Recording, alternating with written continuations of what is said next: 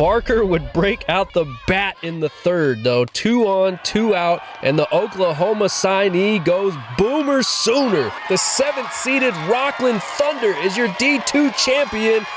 All right, we've got a summer edition of Premier Preps, and my special guest is one of the best softball players to ever come through the Sacramento region. She helped Rocklin High School win a Sac Joaquin section championship this past season. She was recently named the Sacramento Bees Large School Player of the Year, and she's headed off to play softball at the top program in the country to play for Oklahoma. I'm so excited to be joined by Sydney Barker. Sid, thank you so much for joining us on Premier Preps. Thank you, Nick. Thank you so much for having me today.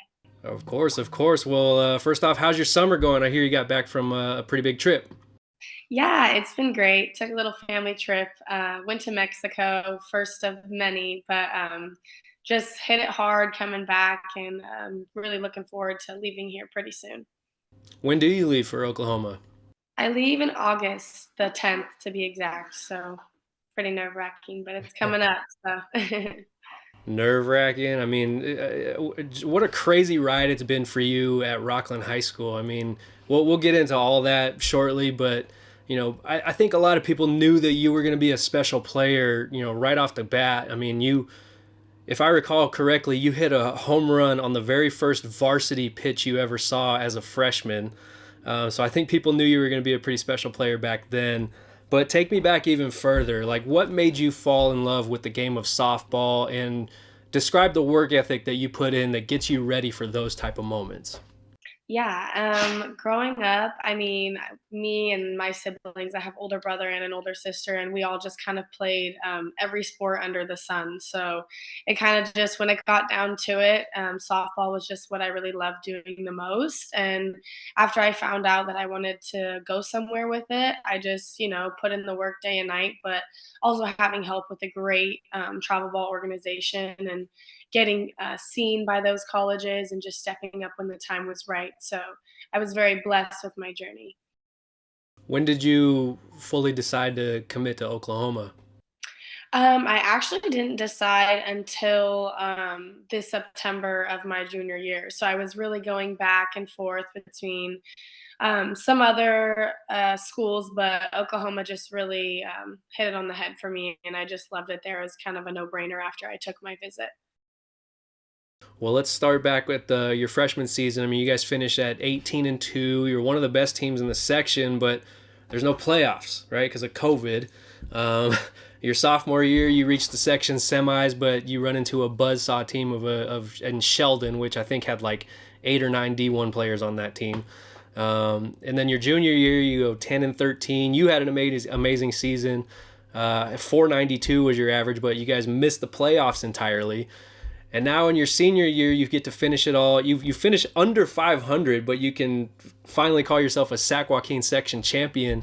What has this whole ride been like for you? And now that you've had some time to reflect upon everything, like, what does it mean to you to be able to close your career as a section champ?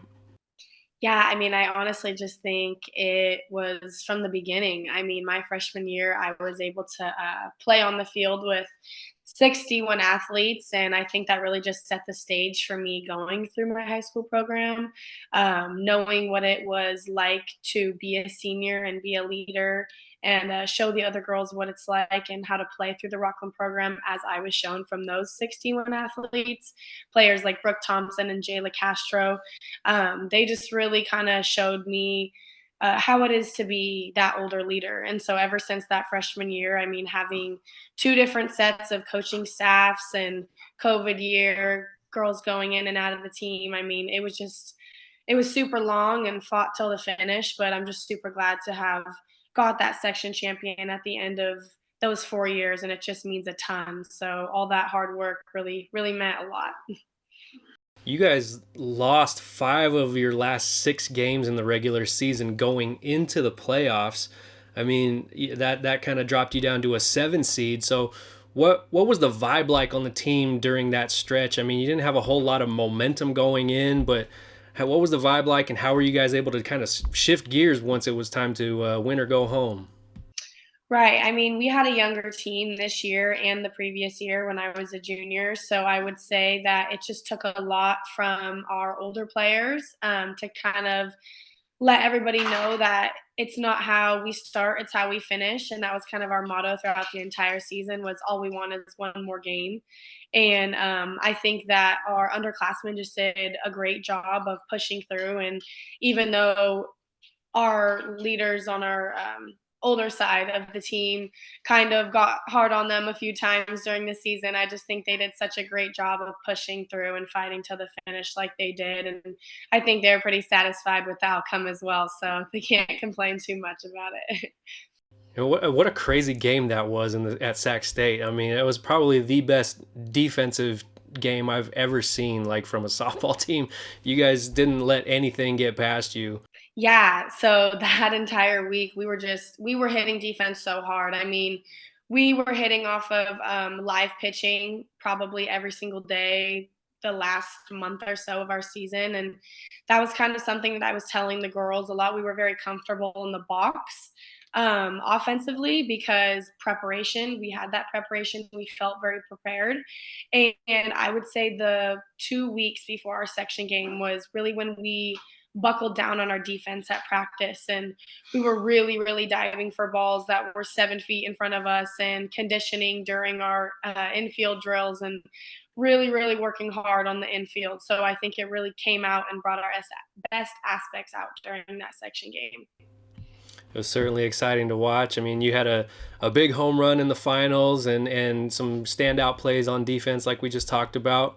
But one of the things that really stands out about you is your voice. Like you are always the loudest player out on the field. Where you're always starting all the chants in the dugout. You're always making sure your team is on the same page defensively. You're talking to your pitcher. When did you start to develop that sense of leadership? I mean, honestly, just watching older girls going through LTG, I watched someone when on the 18 team when I was 12. Her name's Toto. She plays at Fullerton. But I just watched her growing up really take charge of the field. And I had never really seen that from any other player. And I could see that she was very successful. She was very well respected. And coming from another female on the team, it's a lot easier to listen to your friend or your sister say, hey, I know you can do this. I know you can do that, rather than an older male kind of yell at you sometimes. But get down. We need it, but it's a lot easier to hear it from your teammates. So knowing that I could be that person and have that connections with people and really bring the best out of people, it started doing that at a young age from watching other people. So I appreciate the people that were my role models. Well, it's definitely led to a stellar high school career. All your accomplishments. I mean, they've landed you the Sac B's Large School Player of the Year. You were the Optimist Game MVP, a Rocklin High School Hall of Famer. You were selected to play in the PGF All American Game, which I believe is July 27th. And I mean, I asked you this after the Optimist game, but I'll ask again. What type of legacy do you hope to have left at Rocklin High School? I just hope to have left a legacy of someone who was not only remembered on the field, but remembered in the classroom and remembered as a person. Just having a great personality and really, like I said, bringing the best out of everybody else because there's so many great athletes that have gone through Rockland High School and that will continue to come through Rockland High School. But it really, really depends on the type of person you are. And I've just really kept that in my morals for as long as I could remember. Well, it's again, like I said, it's been certainly an amazing prep career to watch, and we'll definitely be on the lookout for you in Norman, Oklahoma over the next few years. You're right around the corner from suiting up as an Oklahoma Sooner. You know, you talked about it briefly, but I mean, four straight championships, six in the past 8 years, I want to say. It's probably safe to assume that you feel pretty good about your decision, yeah? Yeah, I feel awesome about my decision. But I mean, it's not only about the wins and the championships for me, honestly. I mean, going there and visiting, and it was a great school, great coaching staff, great girls, culture, family. I mean, it just had the whole package. So the rings are just a plus. Well, obviously, we cannot wait to see what you do over the next few years in college. But But what's beyond that? Like, what do you feel like is in the following chapter for Sydney Barker? Yeah, so I'm majoring in sports business, finance, and accounting at the university. I'm super excited to follow through with that. But my ultimate dream is to be a softball coach at the collegiate level. And that's always just been something that I've wanted to do ever since I was a little girl. So that's where I really, really want to be the later years in my life. I can totally see that. I know that's even been written about. I think the guys from West Coast Preps kind of dropped that in one of their stories about you. So it shows in your leadership and just the way you carry yourself on the field. We can definitely see you as a future coach somewhere. And obviously, you're doing a little bit of that now. You're providing drills and softball lessons for younger girls. Can you tell me a little bit about what you're doing with that?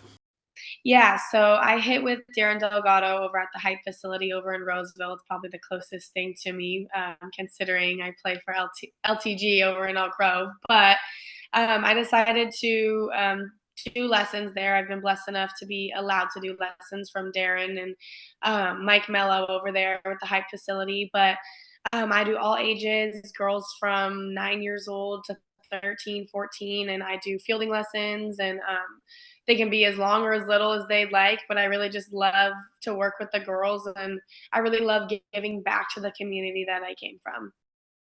So, how do people get in touch with you if they're interested in doing that? So I have it on my social media. I have posters up in the facility, but I can get contacted through my Instagram or my number that I usually have posted through those flyers.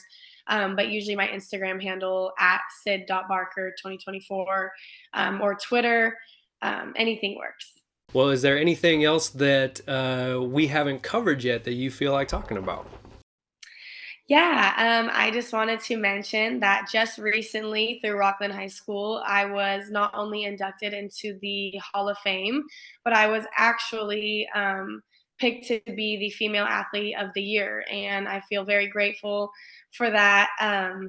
Following behind Jayla Castro, she was Female Athlete of the Year in 2021. And having been a softball player, it means a ton to me. And I was going up against great girls, Giselle Kirchner, Gemma Templeman, just great female athletes. And so feels great to be the female athlete, but tons and tons of kudos to the other girls that I went up against. So thank you. Well, there she is, Sydney Barker. Make sure to check out her drills camp if you'd like. Take some lessons from the best in the biz before she heads off to college. I'll leave some info in the description of this video. Be sure to watch her play in the Premium Girls Fast Pitch All American game on July 27th. That's on ESPNU. And make sure to tune in this time of year next year, as I'm sure Oklahoma is probably going to be pushing for another Women's College World Series championship. They'll be right back in the thick of that. And when you look back at the all-time great softball players from the great Sacramento region, no doubt this young woman will be in that conversation one day. Sydney Barker, thank you so much for joining me on Premier Preps this week. You are certainly welcome back anytime. Thank you so much for having me, Boomer.